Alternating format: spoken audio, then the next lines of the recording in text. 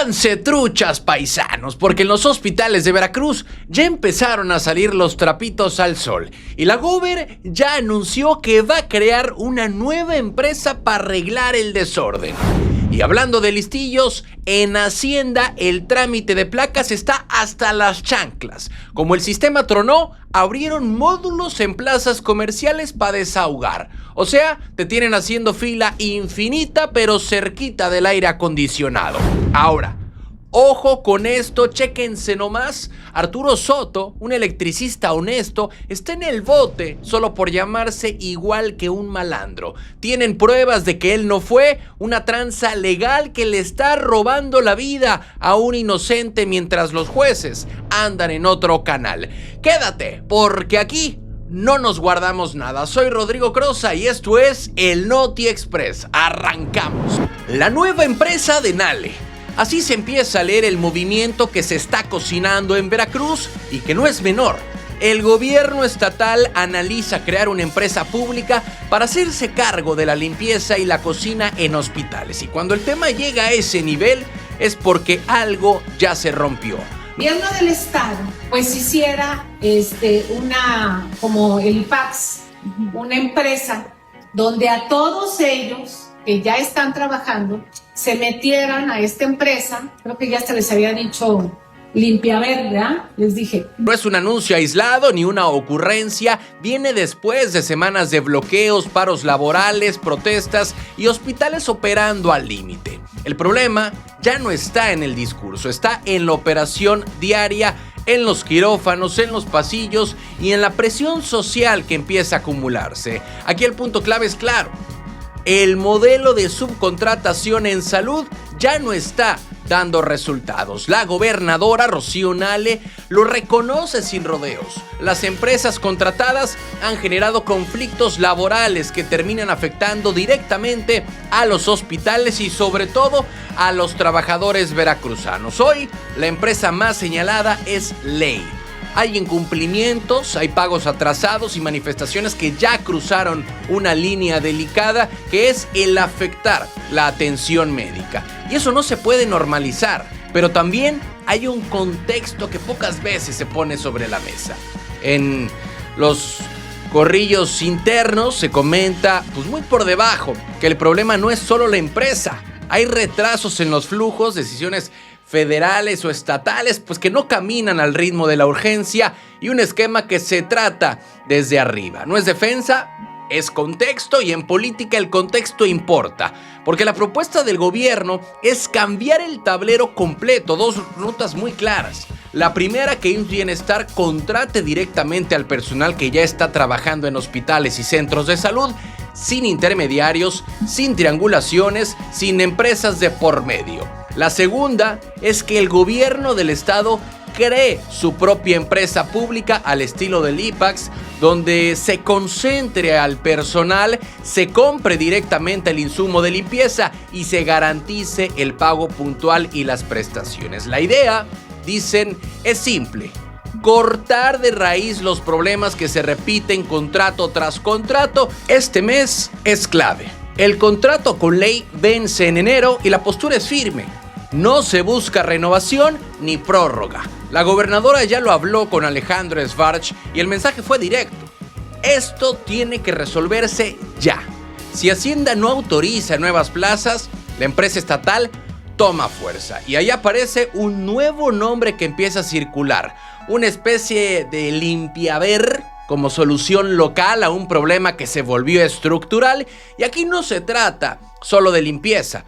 Se trata de control, de orden y de mandar una señal política clara en uno de los sectores más sensibles del gobierno. La pregunta de fondo no es si se va a Ley o si nace una nueva empresa.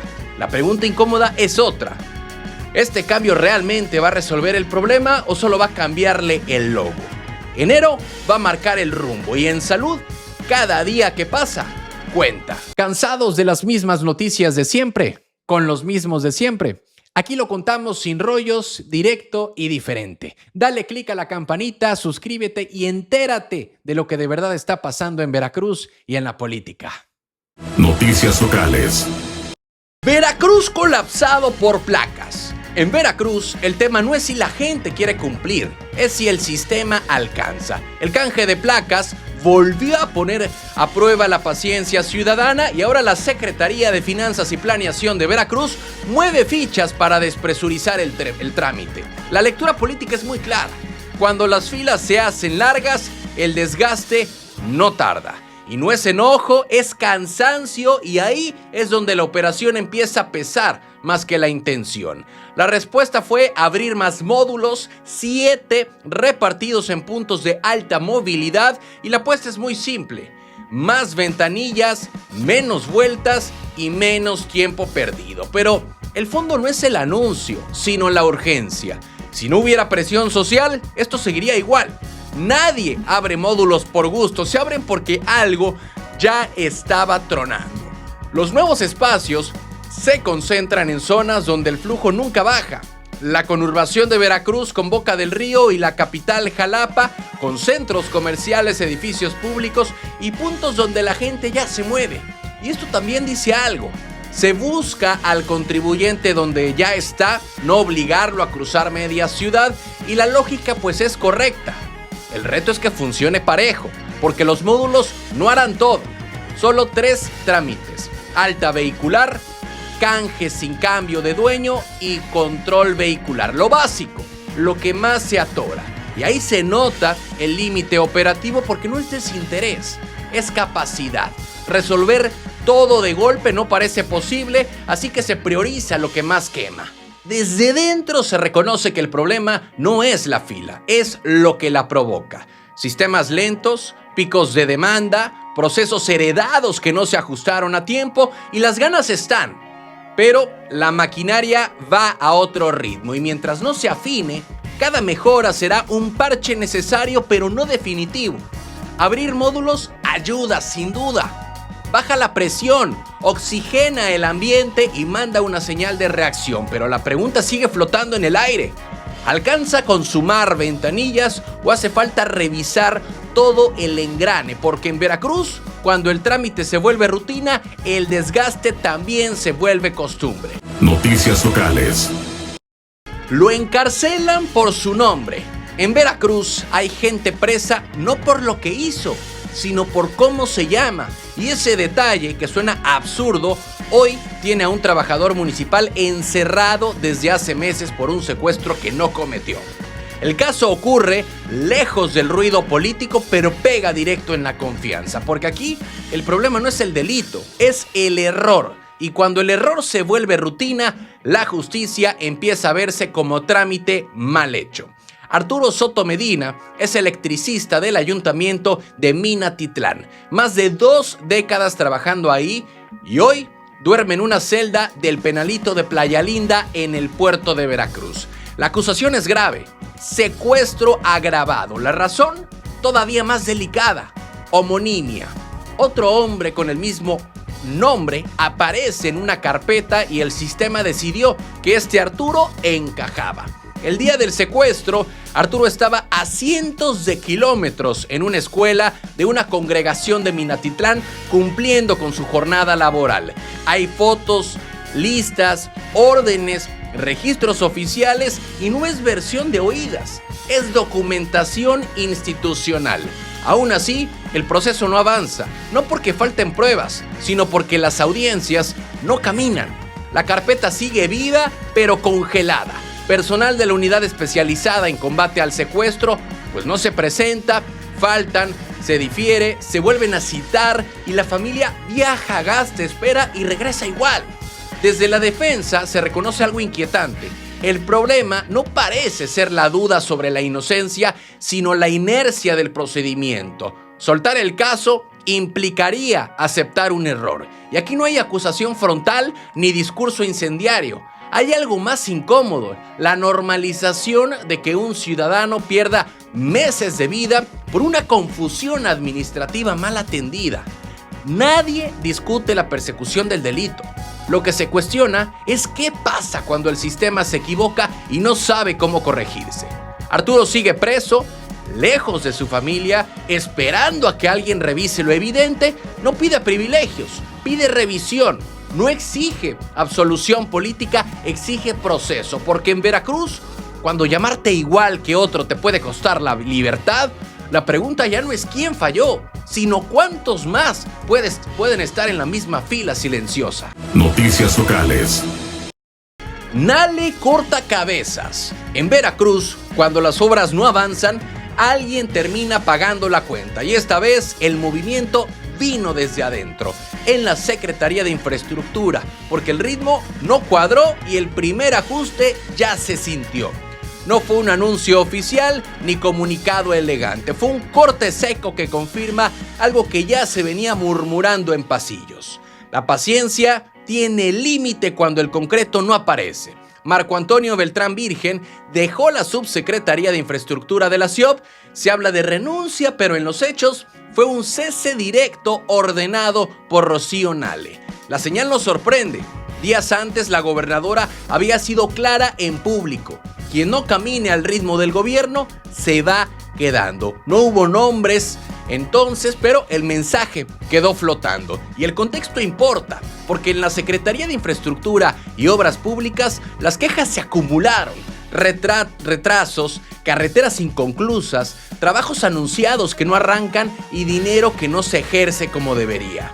Eso ya había salido a la luz en la comparecencia del titular de la dependencia, Leonardo Cornejo, donde legisladores pusieron el dedo en la llaga y hablaron de ineficiencias que no eran nuevas.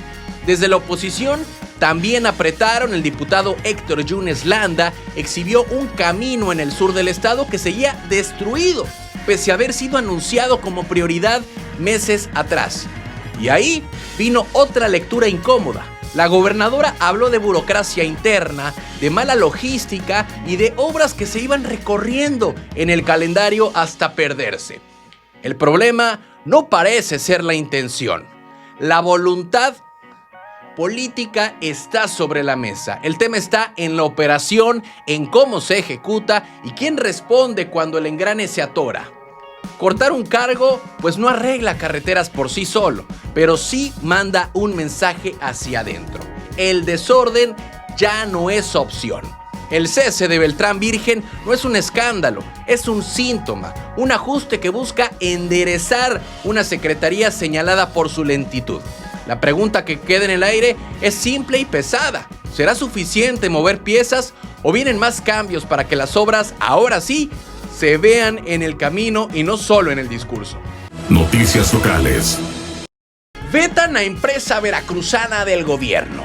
En Veracruz no siempre caen funcionarios, a veces caen empresas y cuando eso pasa, el mensaje no va al micrófono, va directo al expediente.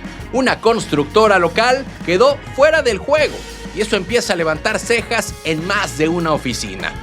No es escándalo, no es redada, es un veto administrativo que pega donde más duele, en los contratos. Y en un estado donde la obra pública mueve todo, eso no es menor. La empresa se llama Eyasa.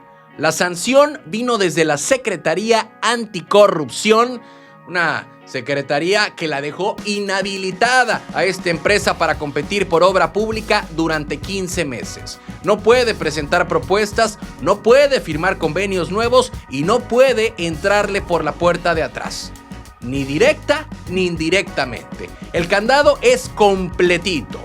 La resolución no fue improvisada, pasó por un procedimiento interno y quedó asentada en el diario oficial. Desde ahí, la instrucción es clara.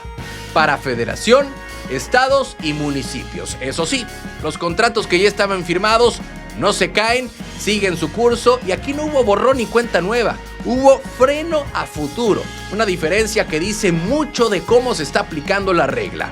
En Veracruz, esta empresa no era ajena. Tenía obra, tenía presencia, había trabajado con la SIOP en mantenimiento carretero y también aparece en registros de contratos con la Fiscalía Estatal y con el Ayuntamiento de Jalapa. Eso amplía el impacto del veto porque mientras dure no hay forma de renovar ni de crecer ahí. Aquí el punto no es si la empresa puede defenderse o no, eso seguirá su camino. El tema de fondo es el mensaje institucional. La sanción no distingue nivel de gobierno ni tamaño del contrato y también deja una lectura incómoda para el resto del sector. Nadie está blindado solo por ser local o conocido. Eyasa, esta empresa, queda en pausa obligada, 15 meses fuera del tablero, esperando cumplir requisitos para volver a jugar. Y mientras tanto, las dependencias ajustan listas y los competidores toman nota. Porque en Veracruz, cuando una empresa es vetada sin ruido, la pregunta no es qué pasó ayer, sino quién sigue mañana. Noticias locales. Escándalo veracruzano salpica a la Marina. En el sureste del país circula un video incómodo, no por la calidad de la imagen, sino por lo que la muestra. Hombres armados con uniforme tipo militar entrando a una vulcanizadora en Tabasco y saliendo con objetos que no eran suyos. La polémica no estalla por el robo en sí, sino por quienes aparecen señalados, porque cuando el uniforme es autoridad, el margen de duda se vuelve más delgado. Las imágenes se difundieron en redes desde una cuenta particular. Ahí se acusa directamente a presuntos elementos de la Secretaría de Marina, supuestamente adscritos a una base en Las Chuapas. El señalamiento apunta a que la unidad habría cruzado desde Veracruz hacia territorio de Tabasco. No hay número económico visible, pero sí una referencia que ya circula y que alimenta la conversación. En el video se observa a varios sujetos armados ingresar al negocio durante la noche. De acuerdo con el testimonio que acompaña a la grabación, se llevaron una laptop y un garrafón con monedas. No hay edición sofisticada ni narrativa armada, solo cámaras fijas y una escena que deja más preguntas que respuestas. ¿Quiénes son realmente? ¿Estaban en operativo o fuera de él? Es auténtico el señalamiento porque hasta ahora no se ha confirmado si existe denuncia formal ante la fiscalía correspondiente, pero ese vacío también pesa. Sin carpeta abierta, el caso se mueve más en redes que en tribunales. Pero eso no quita el ruido. Al contrario, cuando no hay versión oficial inmediata, el espacio lo ocupan las sospechas y la desconfianza. Aquí el problema no parece ser solo un posible delito patrimonial. El tema es el impacto institucional. La Marina es una de las corporaciones con mayor respaldo ciudadano y cualquier señalamiento, aunque sea en redes, erosiona. No se trata de condenar sin investigación, pero tampoco de mirar a otro lado. La autoridad que porta armas largas también debe cargar con la responsabilidad larga. El video ya está ahí y no se va a borrar con silencio. Toca a las instancias correspondientes aclarar si se trata de un abuso, una confusión o algo más grave. Porque cuando la duda cae sobre el uniforme, no solo se cuestiona a quienes aparecen en cámara, se pone en juego la credibilidad de toda la institución.